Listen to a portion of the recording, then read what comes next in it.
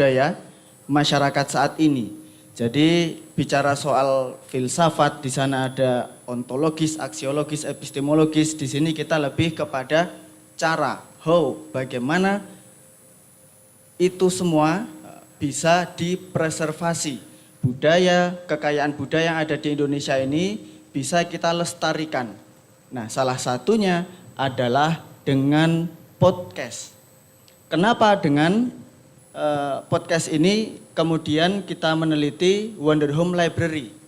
Karena Wonder Home Library ini merupakan sebuah rumah pustaka yang didirikan oleh lembaga secara swadaya masyarakat seperti itu dengan bekerja sama pengabdian masyarakat dengan universitas-universitas di sekitar Yogyakarta.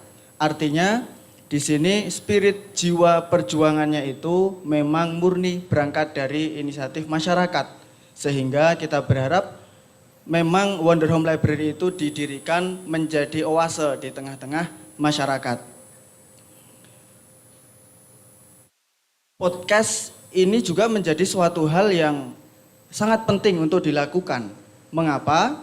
Karena ketika seseorang itu menjaga, mempreservasikan budaya melalui membaca, saya kira itu akan lebih banyak membosankan.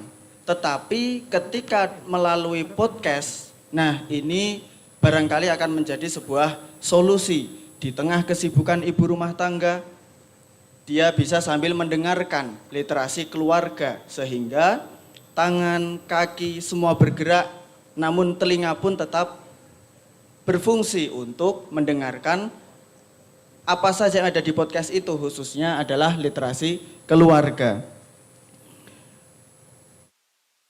Khususnya di era globalisasi ini, era globalisasi, dunia modern, semua serba digital, ini memang dalam satu perspektif menjadi sebuah kemajuan.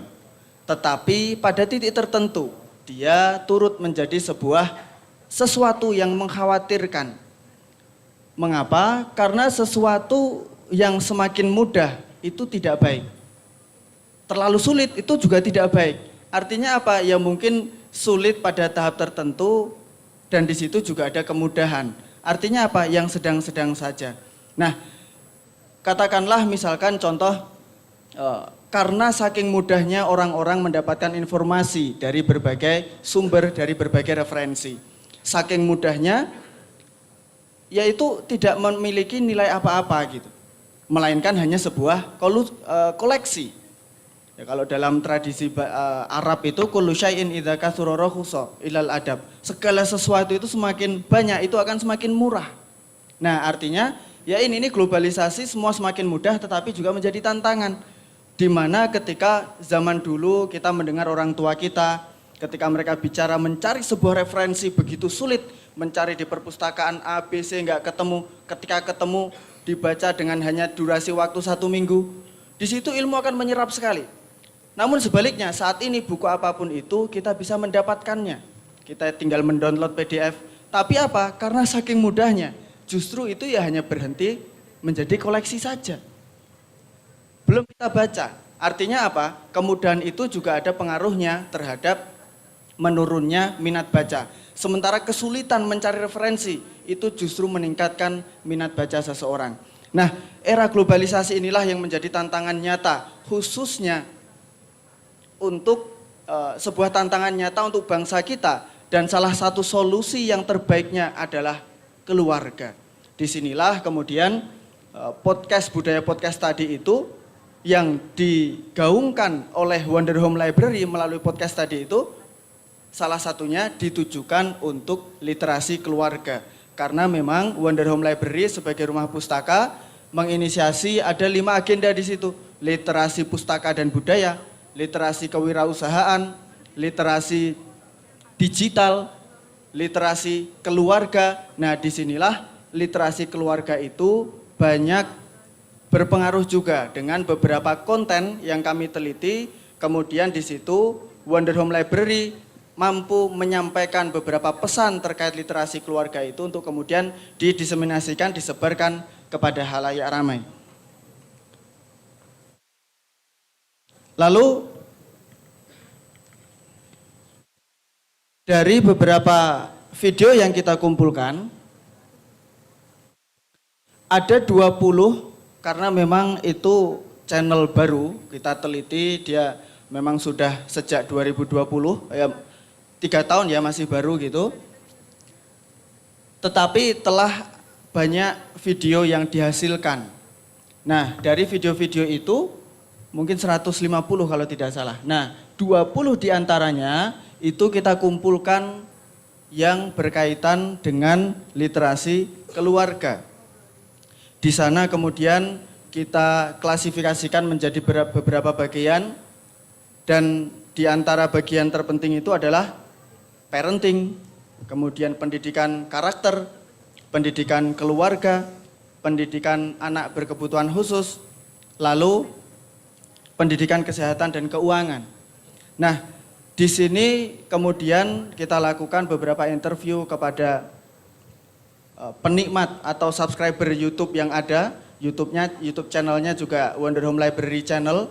Di situ ibu-ibu, tetangga, karena memang ini masih kecil dan hanya terletak menyewa rumah di Gampeng, di Sleman.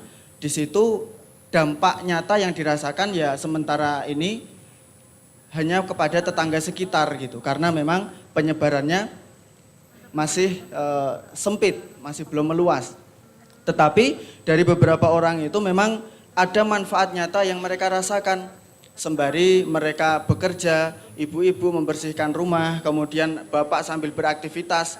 Karena memang literasi keluarga ini penting sekali, khususnya bagi barangkali ada pasangan muda yang mungkin membutuhkan informasi tentang literasi keluarga, di situ bisa menikmatinya.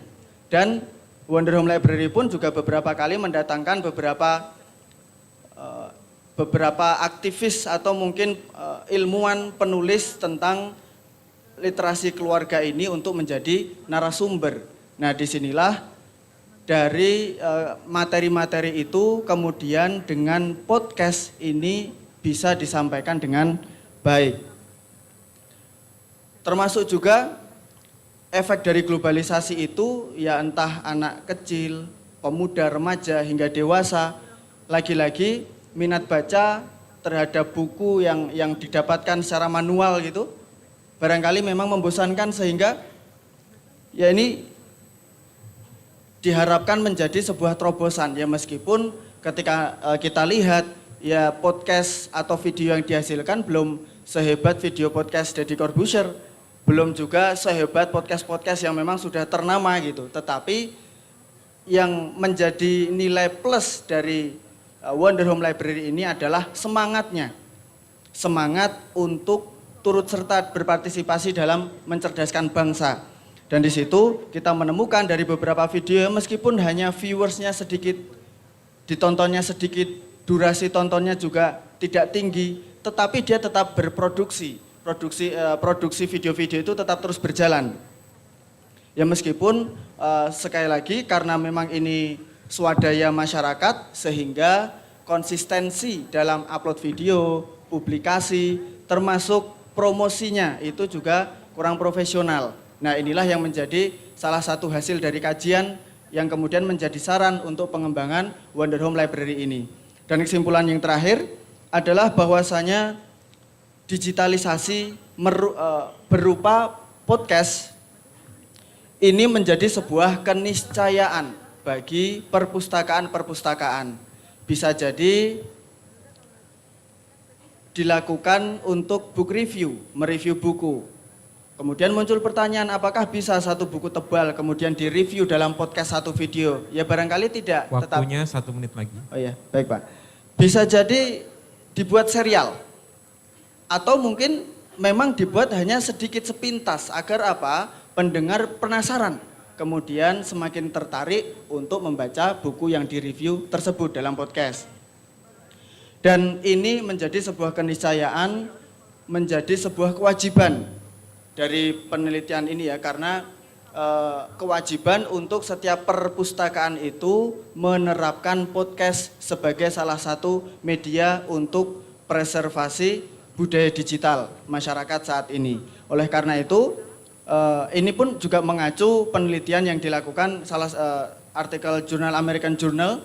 Di sana di Amerika itu baru 7% perpustakaan yang memanfaatkan podcast. Sehingga ini pun menjadi sebuah tantangan kita bersama bagaimana perpustakaan bisa mengadakan podcast baik dengan book review tadi atau mendatangkan narasumber yang membicarakan topik aktual tertentu gitu, kemudian bisa menjadi salah satu upaya preservasi budaya digital masyarakat saat ini.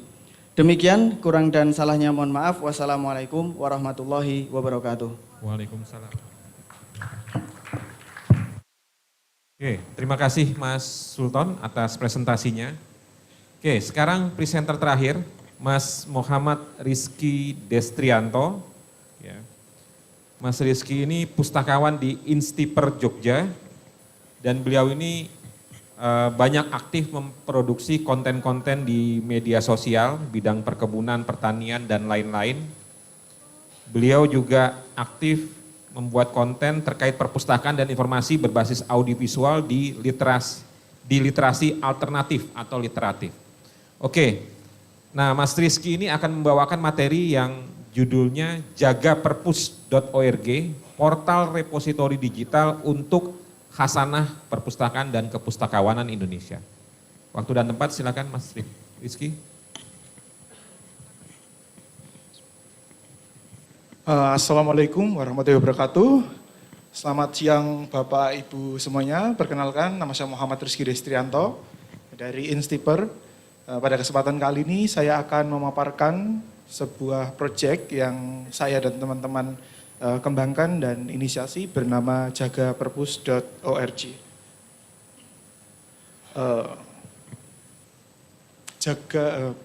Perpustakaan di Indonesia telah mengalami sejarah yang panjang. Kalau kita lihat dari sejarah awalnya, perpustakaan modern, ada perpustakaan gereja Batavia yang muncul pada tahun 1643, kemudian BGKW yang kemudian jadi cikal bakal perpustakaan nasional, kemudian 1952 ada pendidikan kepustakawanan, lalu 1972 terbentuknya IP. Ini adalah beberapa milestone yang mungkin jadi sebuah tonggak yang sejarah yang mungkin harus kita ingat dan kita simpan. Selanjutnya juga perjalanan sejarah lembaga dokumentasi dan perpustakaan, jika dilihat pada konteks yang lebih jauh, tentu saja kita mengenal berbagai jenis perpustakaan kuno yang muncul sebelum perpustakaan modern. Ada perpustakaan keraton, kesultanan, kesunanan. Kalau di Solo ada Radia Pustaka, kemudian bahkan sejarah tulis di Indonesia juga muncul, di dunia juga pertamanya muncul bisa dibilang muncul di Indonesia. Lalu apakah dengan panjangnya sejarah tersebut, kita sudah punya repositori atau tempat penyimpanan yang menyimpan milestone atau dokumen-dokumen sejarah tentang perpustakaan? Setahu saya belum. Lalu Jaga Perpus berupaya untuk mengisi ketiadaan repositori digital tersebut. Karena apa? Karena dampaknya kita berpotensi kehilangan dokumen yang bernilai sejarah, dokumen perpustakaan yang bernilai sejarah. Kemudian kita akan berpotensi mengalami kesulitan untuk pencarian dokumen yang berguna untuk riset kesejarahan, dan kemudian hilangnya sejarah perpustakaan, kita bisa berpotensi untuk hilangnya sejarah perpustakaan dalam program profesional di bidang ilmu perpustakaan dan informasi. Lalu sebenarnya apa itu jagaperpus.org? Jagaperpus.org secara sederhananya adalah portal sejarah perpustakaan. Ini adalah inisiasi pengarsipan digital dan produksi infografis tentang sumber informasi sejarah perpustakaan dan kepustakawanan di Indonesia. Jadi Jaga Perpus ini bisa dibilang sebagai pengumpul yang berfungsi sebagai pengindeks dokumen tentang kesejarahan. Jadi dokumen-dokumen yang ada di Jaga Perpus tidak harus produk original dari Jaga Perpus, melainkan bisa dikumpulkan dari berbagai jenis sumber. Kemudian Jaga Perpus mengadopsi prinsip dasar LOCKS atau LOCKSS atau a lot of copy keeps safe stuff. Jadi semakin banyak kopian dari sebuah dokumen akan semakin panjang umur dokumen tersebut. Jadi prinsip dasar ini digunakan di berbagai program untuk preservasi digital. Kemudian untuk sistemnya kita menggunakan SLIM sebagai sistem. Kenapa kita memilih SLIM? Karena yang pertama adalah open source, kemudian punya keragaman fitur dan plugin, lalu memiliki komunitas best practice yang berkelanjutan. Ini akan membantu kita untuk terus berkembang, untuk terus memudahkan kita menyesuaikan dengan kebutuhan yang sesuai zaman. Kemudian ini merupakan tampilan depan dari jagaperpus.org. Kita menggunakan SLIM sebagai basis sistemnya. Ini merupakan langkah-langkah kurasi konten yang dilakukan oleh rekan-rekan jagaperpus.org. Yang pertama akuisisi, kemudian analisis, pengolahan, dan yang terakhir adalah visualisasi data dan infografis. Ada beberapa metode akuisisi yang teman-teman Jaga Perpus lakukan. Yang pertama adalah penelusuran dokumen fisik kepada rekan sejawat. Jadi ini memang bentuknya sebelumnya adalah dokumen cetak yang kita digitasi untuk kemudian kita masukkan ke dalam sistem Jaga Perpus. Kemudian juga kita melakukan penelusuran melalui berbagai sumber di sosial media. Jadi terkadang peneliti atau praktisi perpustakaan itu mengupload dokumen sejarah mereka mungkin tanpa mereka sadari bahwa itu bernilai di sosial media. Jadi kemudian itu beberapa dokumen juga kita simpan. Kemudian kita melakukan penelusuran melalui database penelitian untuk dokumen karya tulis ilmiah yang memiliki keterkaitan dengan sejarah perpustakaan dan kepustakawanan.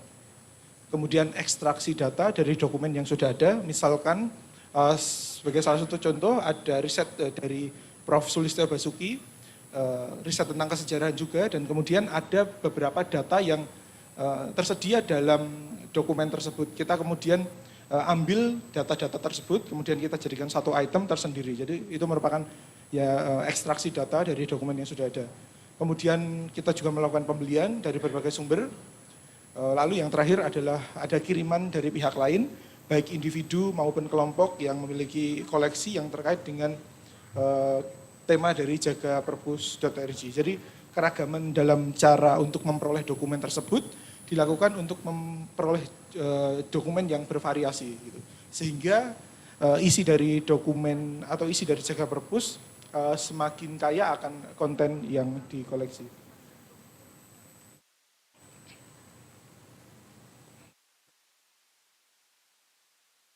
Kemudian yang kita lakukan selanjutnya adalah analisis, kita melakukan verifikasi. Tentu saja ini verifikasi secara sederhana karena memang proyek ini adalah proyek baru. Kita masih melakukan secara mandiri beberapa kelompok. Kemudian yang kita lakukan adalah penentuan subjek. Kita membagi dalam 4 subjek besar, yaitu perpustakaan, teknologi, tokoh, dan keorganisasian.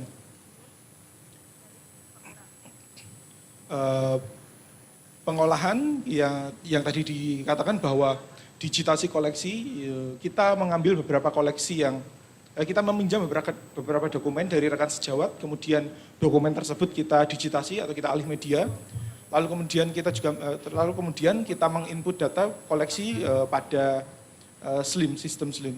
Itu untuk memudahkan pencarian atau temu kembali informasi. Jadi setelah tidak hanya kita simpan, kita juga melakukan melakukan penyimpanan pada sistem SLIMS. Ini merupakan tahap terakhir. Kita melakukan ada 2 kegiatan, yaitu visualisasi data dan juga pembuatan infografis. Jadi hasil-hasil koleksi kesejarahan kemudian ada beberapa yang kita jadikan visualisasi data, ada juga yang kita jadikan infografis.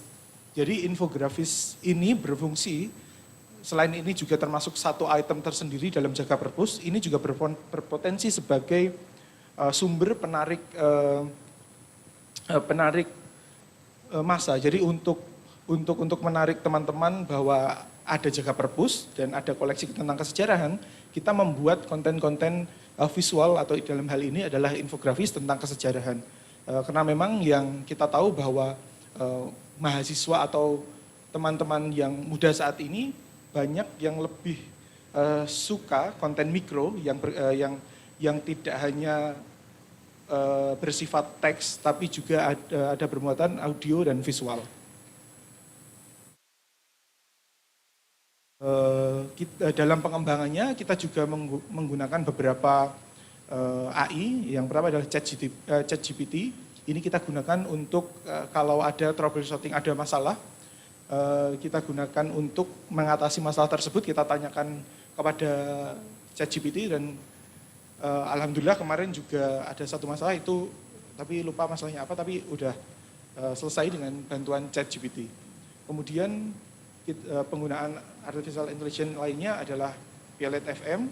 Kita berupaya untuk, karena kebutuhan kita untuk kebutuhan infografis, jadi beberapa dokumen kita lakukan pewarnaan menggunakan AI. Jadi ini Pilot FM ini sebuah AI yang berfungsi sebagai tools untuk mewarnai dokumen. Lalu sebenarnya apa tujuan dari Jaga Perpus ini? Yang pertama adalah preservasi sejarah perpustakaan dan kepustakawanan Indonesia. Yang kedua, kami ingin kita punya sebuah sumber rujukan riset tentang kesejarahan perpustakaan dan kepustakawanan di Indonesia. Jadi Jaga Perpus bisa jadi sumber rujukan riset untuk hal tersebut. Kemudian pendidikan, kita punya berbagai program studi ilmu perpustakaan. Tentu saja Jaga Perpus ingin menjadi sebuah medium untuk belajar terkait dengan sejarah perpustakaan dan kepustakawanan di Indonesia. Lalu pengembangan di masa depan, tentu saja ada perluasan konten. Mungkin di masa depan konten yang disimpan tidak hanya terkait dengan sejarah perpustakaan dan kepustakawanan di Indonesia, tapi juga bisa di berbagai negara. Kemudian kontennya tidak hanya konten kesejarahan, tapi bisa saja tentang data mentah. Lalu kemudian pengembangan di masa depan kita perlu kolaborasi dengan komunitas perpustakaan, organisasi profesi, terus kemudian kemahasiswaan, HMPI, dan lain-lain. Karena kalau kita sendiri, kita akan kesusahan dalam pengembangan di masa depan, karena ini merupakan proyek yang berkelanjutan, tidak hanya selesai sampai di KPDI saja, tentu saja kita butuh bantuan dari rekan-rekan semuanya. Terima kasih atas atensinya. Jagaperpus.org, let's preserve library history. Terima kasih. Oke, terima kasih Mas Rizky. Monggo teman-teman, rekan-rekan yang ada pertanyaan ke Mas Sultan dan Mas Rizky, silakan. Ini jamnya udah jam-jam ini kritis ya.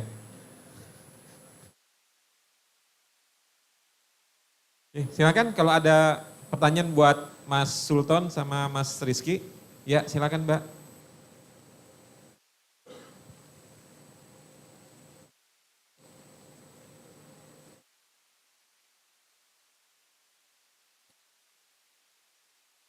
Terima kasih, saya Nur Asmi dari Universitas Riau. Untuk Pak Sultan ya tadi tentang podcast. Menarik sekali yang disampaikan, tapi tadi itu podcastnya di daerah binaan pengabdian masyarakat ya Mas. Oke. Yang saya tanyakan apakah di daerah binaan tersebut itu juga ada koleksi cetaknya atau semata-mata podcastnya aja yang di library-nya tersebut. Terus yang kedua, apa aja upaya yang dilakukan untuk membuat program kegiatan podcastnya.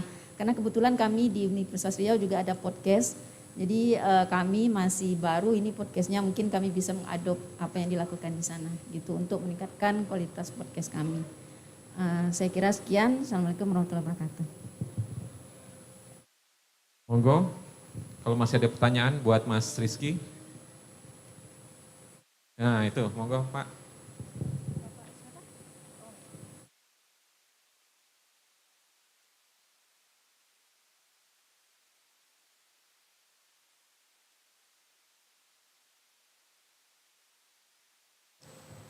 Assalamualaikum warahmatullahi wabarakatuh. Buat Mas Sultan dulu kali ya. Ini menarik ini, podcast ini. Dan sekarang bukan hanya di kota-kota besar ya, dengan peralatan yang canggih, tetapi juga di desa-desa itu anak-anak muda sudah bisa mulai menggunakan podcast ini sebagai ya komunikasi gitu, media pembelajaran juga. Tadi di penelitian ya untuk ibu-ibu,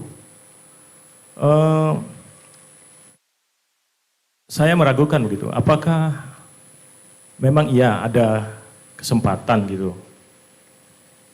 ibu-ibu mengakses podcast ini, sementara memang misalnya di masyarakat pertanian misalnya, itu nyaris ibu-ibu itu jarang di rumah. Mereka membantu bapak-bapaknya bekerja di ladang atau sawah, seperti itu. Jadi apakah memang penelitian ini memang pada kultur masyarakat yang memang stay di rumah atau bagaimana? Kemudian untuk Mas Rizky ya, di perpustakaan sekarang ini kebanyakan kita menggunakan aplikasi Enlist Lite. Apa bisa misalnya jaga perpus.org ini diadaptasi ke Enlist Lite? Terima kasih. Oke. Nah, semua presenter sudah mendapatkan jatah pertanyaan. Nah, sekarang kita dengar jawabannya masing-masing. Monggo mulai dari Mas Gabriel, Mas. Terima kasih untuk Pak Asep dari ISMI Bandung. Mungkin yang pertama-tama mungkin dari kami itu sedikit lebih beruntung karena kami untuk penelitian kami disupport, bahkan ada semacam surat dari rektor, ikatan kerja atau perjanjian kinerja antara rektor dengan kepala perpustakaan bahwa pustakawan wajib membuat sebuah karya ilmiah dan setiap tahun minimal 12. Kami setiap pustakawan yang merasa ada kemampuan ataupun mungkin sudah ada bayangan untuk penelitian didorong untuk melakukan penelitian tersebut. Dan kami bahkan diberikan bantuan biaya 1 juta untuk setiap penelitian, dan kami anggap lumayan banyak. Terlebih kami bisa biaya tersebut bisa untuk biaya untuk penerbitan jurnal minimal sudah terindeks Sinta 4. Banyak dari kami para pustakawan juga yang membuat penelitian tersebut. Kemudian di beberapa tahun yang lalu, 2 tahun yang lalu, kami juga ada program kebijakan mengenai literasi informasi. Pernah saya juga penelitian yang sudah KPDI tahun lalu, kami juga ada tentang literasi. Nah, di tahun sekarang ini kami ada kebijakan mengenai pembuatan namanya library class. Itu untuk mendampingi mahasiswa maupun Bapak Ibu dosen untuk atau ketika melakukan penelitian itu lebih dimudahkan. Bahkan hampir setiap hari itu ada saja teman-teman mahasiswa maupun Bapak Ibu dosen atau S2, S3 yang datang ke tempat kami untuk diberikan pelatihan ataupun pendampingan tentang penelitian tersebut. Mulai dari pencarian e-resource, kemudian pengelolaan penelitian tersebut, baik itu menggunakan aplikasi Mendeley, ataupun parafrasenya, ataupun program-program lain seperti FOS, kemudian SPSS, atau Smart PLS, maupun ada NVivo. Semuanya fungsinya sebenarnya sangat membantu untuk para peneliti dari dosen-dosen tersebut. Hal ini pertama dicetuskan karena kebingungan dari para pemustaka. Kok di kuliah saya terkadang tidak ada hanya kuliah-kuliah biasa saja, namun untuk metodologi ya hanya sekedar pelajaran saja atau mata kuliah. Namun untuk penerapan yang benar-benar realnya kami tidak tahu bagaimana. Seperti itu, banyak celotehan-celotehan seperti itu. Akhirnya kami sebagai pustakawan sedikit bergerak jemput bola seperti itu. Kami sebagai pustakawan merasa ini adalah salah satu pembuktian bahwa kita sebagai pustakawan bisa sebagai jembatan antara buku, bahan-bahan yang sudah kita miliki dengan para pemustaka. Seperti itu, akhirnya ada library class seperti itu. Untuk yang kedua, mengenai pertanyaan Bapak Asep, apakah kita atau di pihak pustakawan UB itu berkaitan atau bersinggungan dengan HAKI? Untuk di Brawijaya sendiri, untuk pembentukan HAKI direktoratnya saya sependek pengetahuan saya itu baru beberapa tahun ini dibentuk direktorat mengenai HAKI. Hal ini pertama kali karena beberapa penelitian, salah satunya penelitian mengenai hasil penelitian mengenai diabetes kit yang dulu sudah digaungkan, dihasilkan oleh Profesor Aulani, salah satu diabetes kit untuk memeriksa pendeteksian dini dari darah, apakah orang tersebut sudah atau ada gejala-gejala diabetes atau tidak di awalnya. Itu dimasukkan ke dalam HAKI. Kebetulan istri saya ikut di dalam HAKI tersebut karena istri saya adalah salah satu laboran yang ikut di dalam penelitiannya. Nah, karena adanya seperti itu, salah satu contoh kasus seperti itu, maka kok dari rektor kok enggak kita bikin sendiri saja ya HAKI untuk merangkul hasil-hasil karya penelitian ataupun hasil karya seperti diabetes kit tadi, kita enggak bikin direktorat sendiri. Akhirnya dikumpulkan, kemudian dibentuk sendiri untuk mengenai HAKI tadi agar memudahkan baik itu dosen maupun siapapun ataupun mahasiswa yang ingin mengurus mengenai haki. Namun untuk pustakawan sendiri kami kurang dilibatkan untuk pengurusan haki karena memang kami bukan bidang kami ya, karena itu untuk hukum dan mungkin juga di laporannya. Namun kami lebih dilibatkan dalam pengelolaan setelah ada hasil dari haki tersebut. Bisa karena dimasukkan ke repositorinya atau penyimpanan hasil penelitiannya di perpustakaan. Seperti itu. Kami hanya terlibat di setelahnya saja.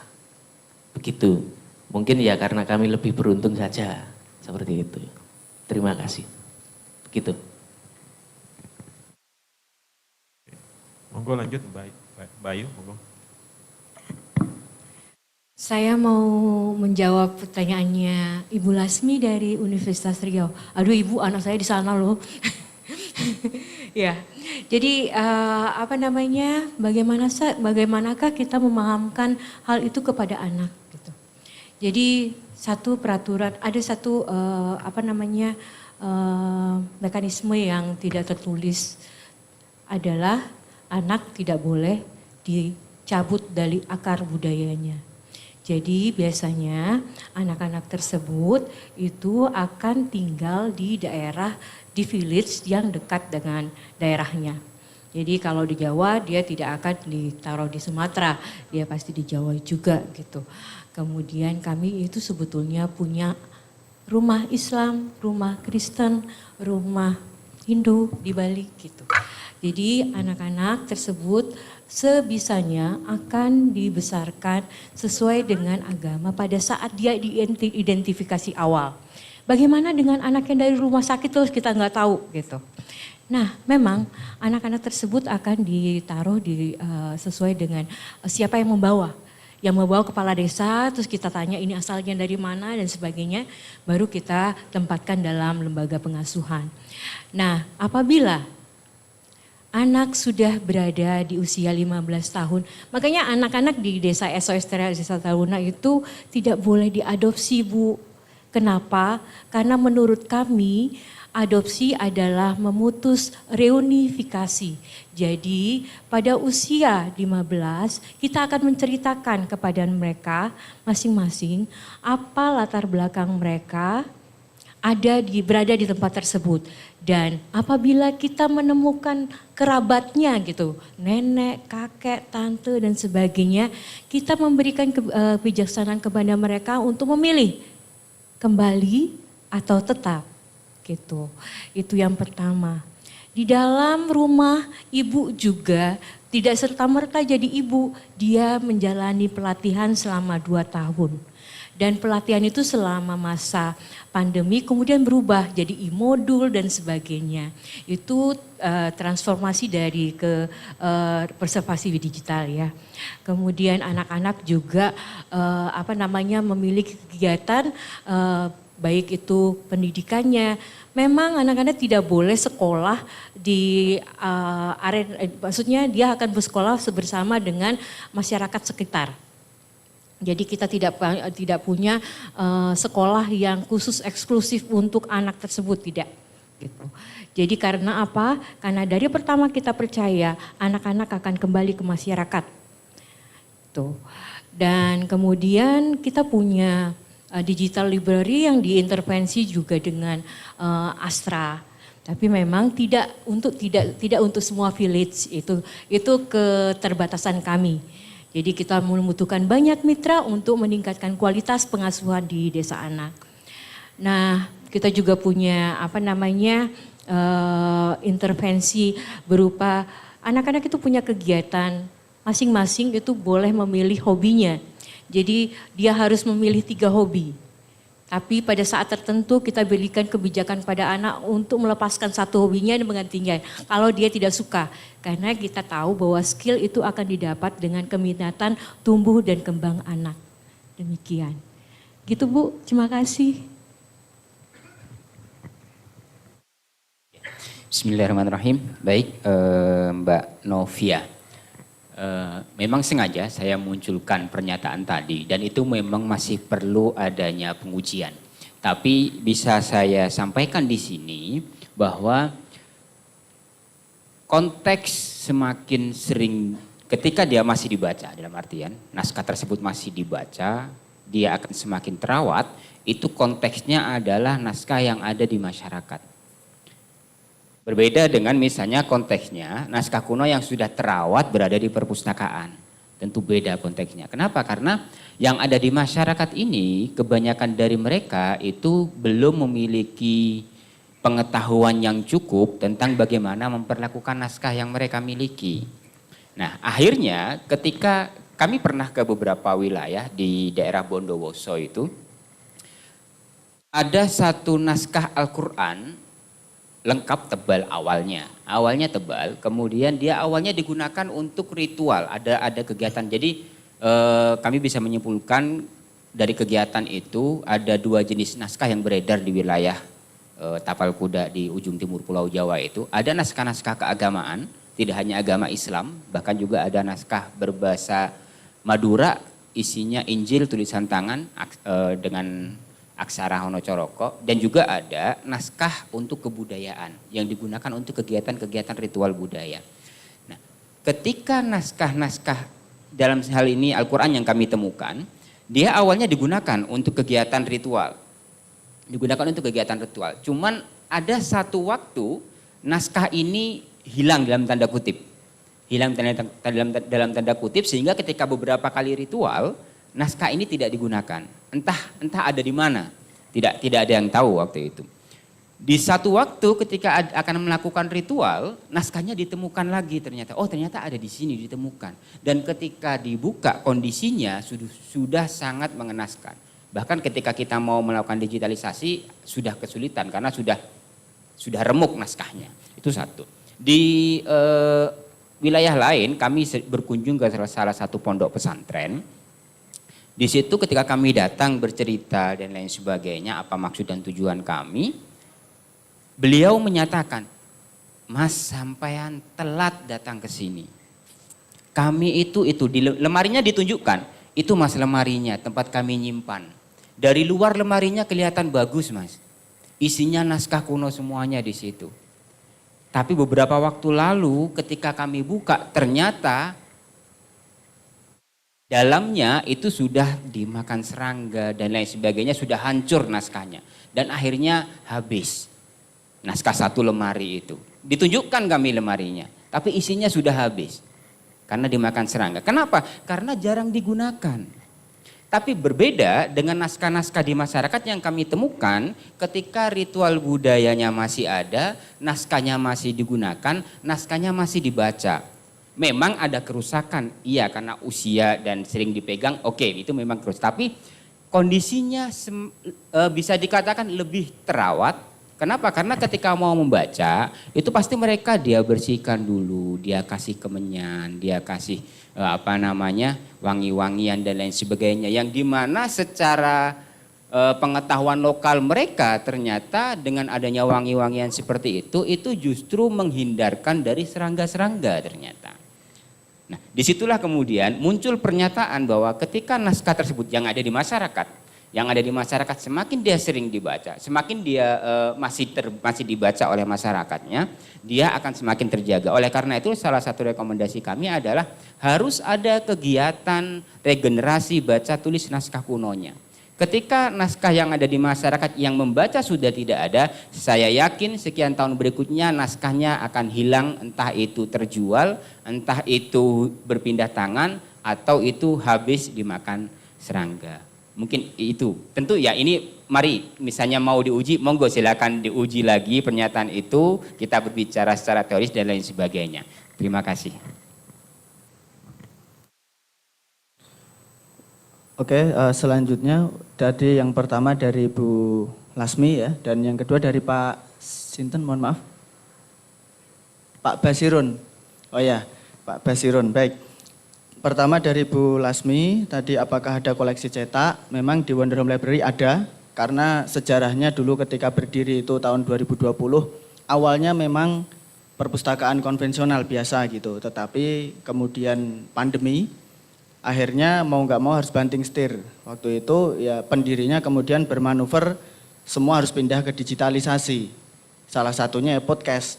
Meskipun waktu itu juga yang disampaikan itu bingung juga podcast mau seperti apa, mau bagaimana, referensinya mana. Karena kalau kita bicara soal podcast itu ya Deddy Corbuzier. Dan ketika kita akan menjadi Deddy Corbuzier, kayaknya mustahil sekali gitu, kayaknya jauh sekali. Tapi ternyata ya tetap bisa konsisten untuk terus berproduksi. Meskipun ya tidak seminggu sekali pasti gitu, tidak. Kadang seminggu 2 kali, kadang seminggu sekali, kadang sebulan, pernah juga sebulan sekali. Karena memang faktor SDM. Jadi ada. Nah sekarang pun ya ada rak-rak, jadi di sana ya perpustakaan buku-buku cetak gitu banyak juga. Tetapi yang digital itu juga sudah mulai, termasuk menggunakan website. Kita kerjasama kemudian membuat website simpan pinjam buku juga meskipun masih belum launching. Lalu kalau untuk upaya menjadikan sebuah program podcast barangkali bisa kerjasama kolaborasi, saya kira ini baik sekali. Nanti juga mungkin bisa kita sampaikan juga ke itu kan berbentuk yayasan, ada direkturnya juga. Nah mungkin bisa juga dengan kerjasama karena awalnya Wonder Home Library itu gerakan masyarakat gitu. Awalnya tidak ada sumber dana apapun, belum pengabdian masyarakat, tidak ada dana dari siapapun. Akhirnya dari situ kemudian merasa ada pentingnya fundraising, kemudian ya membukalah di situ sumber-sumber pembiayaan dari swadaya masyarakat. Dari tetangga, direkturnya ini kebetulan dosen, kemudian ya dari mahasiswa yang ingin berpartisipasi, lalu lama-lama dimasukkan juga itu dalam program pengabdian masyarakat. Nah baru ketika ini gabung dengan program pengabdian masyarakat itu semakin mulus, semakin lancar gitu, karena pendanaan ada dari sana untuk beli kamera, beli mic, beli meja, studio, menyewa bangunan, di situ secara teknis relatif terpenuhi. Nah, dan akhirnya dengan adanya kerjasama pengabdian masyarakat itu pun UMY juga awalnya belum ada podcast. Podcast itu kan sebetulnya audio dulu itu, awalnya audio. Kemudian sejak mulai tenar dengan Deddy Corbuzier itu kemudian menjamah juga pada aspek visual. Jadi berubah menjadi bermetamorfosis audiovisual, jadi video gitu. Ada gambarnya, ada suaranya, padahal dulu hanya suara saja. Nah ini UMY, Universitas Muhammadiyah Yogyakarta juga mulai mengadakan podcast itu untuk preservasi budaya yang ada di sana, di perpustakaan. Kalau di UNY ya masih proses, tapi ya saya kira mungkin dari Bu Lasmi seandainya memang ada program itu, ya barangkali nanti bisa kerjasama juga. Artinya podcast ini menjadi sebuah keniscayaan karena di situ untuk memudahkan para pendengar masyarakat itu untuk tersampaikan informasi atau pesan-pesan yang diharapkan. Lalu dari Pak Basirun tadi terkait dengan masyarakat pertanian, termasuk di Wonder Home Library ini Bapak, jadi dulu awalnya ya hanya sekedar podcast saja tanpa ada segmentasi yang jelas. Kemudian ada yang bergabung di sana kan modelnya rekrutmen volunteer. Jadi voluntarisme itu yang menjadi pondasi utamanya. Kemudian ada volunteer ya entah itu pemuda, bapak-bapak, ibu-ibu, ada ibu-ibu penjual, pedagang gitu. Nah, akhirnya dari pedagang itu menjadi dia menjadi sasaran sekaligus menjadi agen kita untuk menyampaikan informasi-informasi podcast ini kepada sesama pedagangnya. Jadi waktu itu ya apakah mungkin mereka akan tersampaikan informasi podcast ini kepada para pedagang. Waktu itu mereka sibuk jualan, mereka tiap hari pagi sampai sore jualan, tetapi ternyata lama-kelamaan bisa. Nah akhirnya ya beberapa pedagang ikut gabung dan itu ya sekaligus menjadi volunteer tadi itu. Nah termasuk petani ini kalau petani yang besar di sawah yang ladang yang luas gitu memang belum ada, tetapi ada sekitar itu tetangga yang memang mereka petani-petani memanfaatkan lahan yang ada di rumah gitu, memanfaatkan lahan. Ya saya kira ini bukan petani sih ya, hanya sebatas sampingan. Tetapi kalau hubungkan dengan pedagang tadi itu, saya kira mungkin juga untuk tersampaikan pesan Wonder Home Library ini kepada para petani itu. Karena meskipun mereka sibuk di ladang, tetapi kesibukan itu kan mungkin 8 jam, 10 jam, sementara itu ya mereka pagi harus di rumah, mereka memasak, mereka nyapu. Nah di situ bisa memanfaatkan waktu. Sore setelah pulang mereka juga memanfaatkan waktu untuk menikmati podcast ini. Karena memang sebetulnya bukan durasi waktu kesibukan mereka seberapa panjang, seberapa lama yang disasar, tetapi bagaimana menumbuhkan kesadaran itu. Jadi ketika sadar meskipun waktu sempit, sibuk gitu ya, di sela-sela waktu itu banyak ibu-ibu yang ternyata ya mereka merasa memiliki juga, ada self of belonging juga terhadap Wonder Home Library ini. Kemudian ikut menikmati itu, kemudian nanti ketika datang ke Wonder Home dia memberi feedback. Oh ini materinya kurang seperti ini, materinya terlalu gini, terlalu masukan-masukan itulah yang kemudian menjadi perbaikan Wonder Home Library untuk memproduksi video berikutnya. Jadi saya kira ini lebih kepada faktor kesadaran. Jadi kalau petani pun mereka memiliki kesadaran untuk pentingnya menyimak itu, pesan nasihat itu ya saya kira memungkinkan untuk tersampaikan juga. Demikian matur nuwun.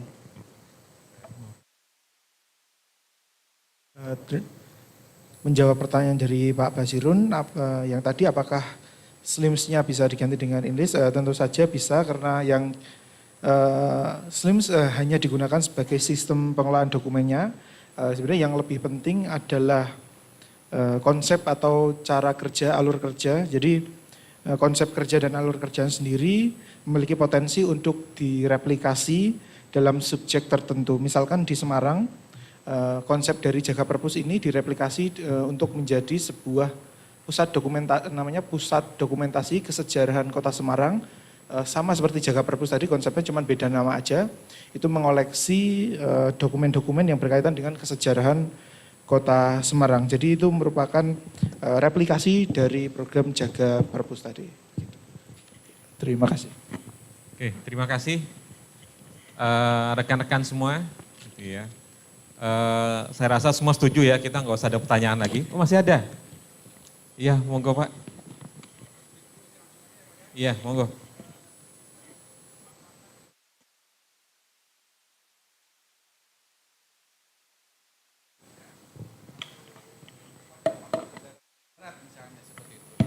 Yang kedua, bagaimana cara mengakses? Memang betul via itu ya, seperti tadi disampaikan.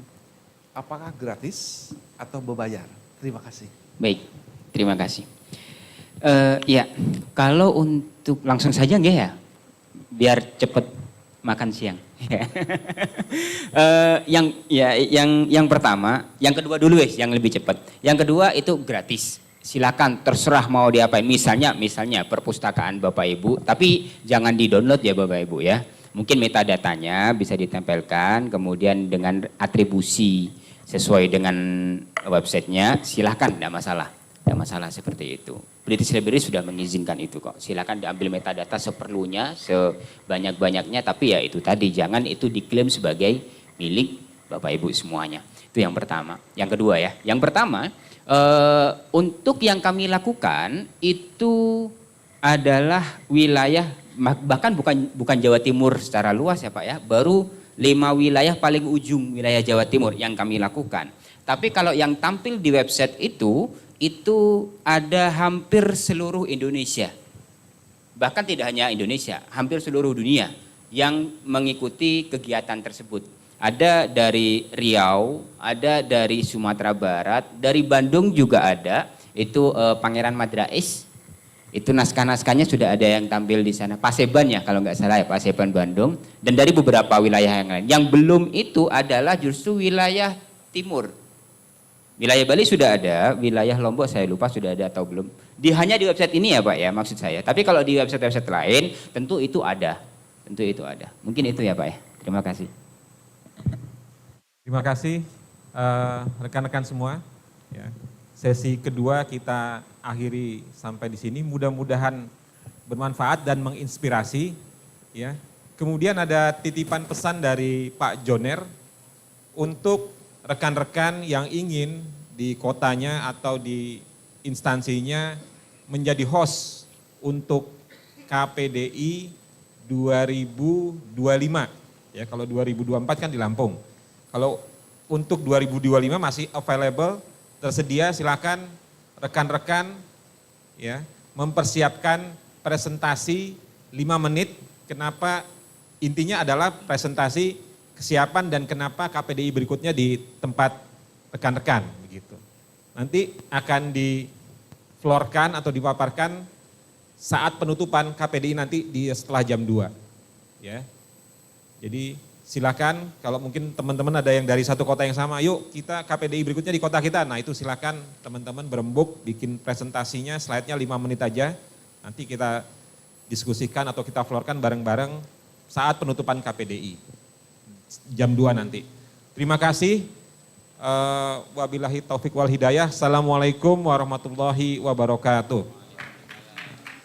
Sebentar Bapak Ibu, sebelum keluar dari ruangan karena akan ada sesi penyerahan hadiah untuk souvenir untuk peserta dan saya sebagai MC sebagai peserta presentasi maksudnya bukan untuk peserta dan kami ucapkan kepada Bapak Ibu yang pagi hari ini maksudnya sudah mengikuti sesi presentasi dari pagi hingga siang.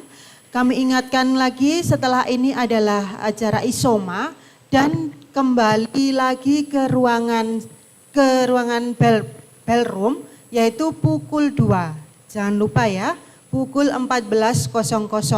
Nanti kita kembali ke sini dalam acara penutupan. Tadi sama seperti yang sudah disampaikan oleh Bapak Endro yaitu sebelum penutupan ada acara yaitu voting kota mana yang akan ditunjuk untuk kegiatan KPDI ke-15.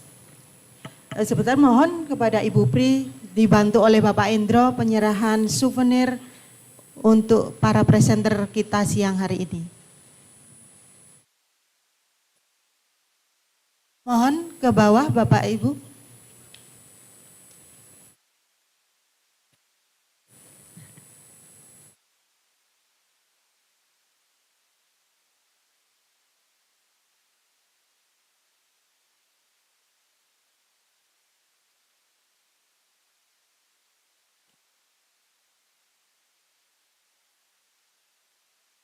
Mungkin bisa ambil sesi foto dulu sebelum penyerahan.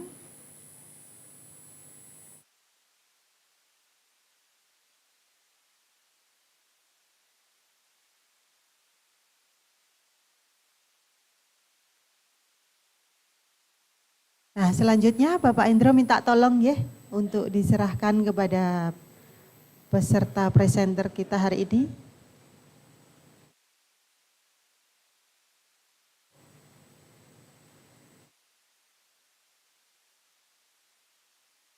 Sambil menyaksikan sesi penyerahan souvenir, saya mewakili seluruh panitia yang ditugaskan dalam acara presentasi Call for Paper KPDI 14 memohon maaf apabila ada kata atau perilaku dari kami yang kurang berkenan dalam acara siang pada hari ini.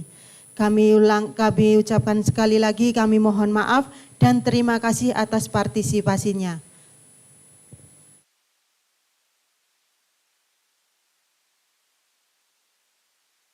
Baik Bapak Ibu, monggo silahkan ke ruang makan.